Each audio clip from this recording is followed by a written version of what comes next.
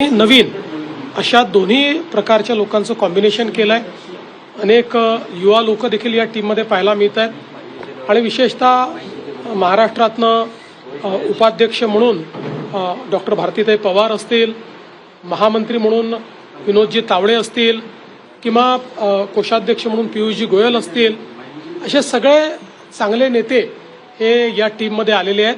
त्यामुळे मी महाराष्ट्रातनं जे लोक या राष्ट्रीय टीममध्ये आले त्यांना तर शुभेच्छा देतोच, पण एकूणच संपूर्ण नॅशनल टीमला मनापासून शुभेच्छा देतो.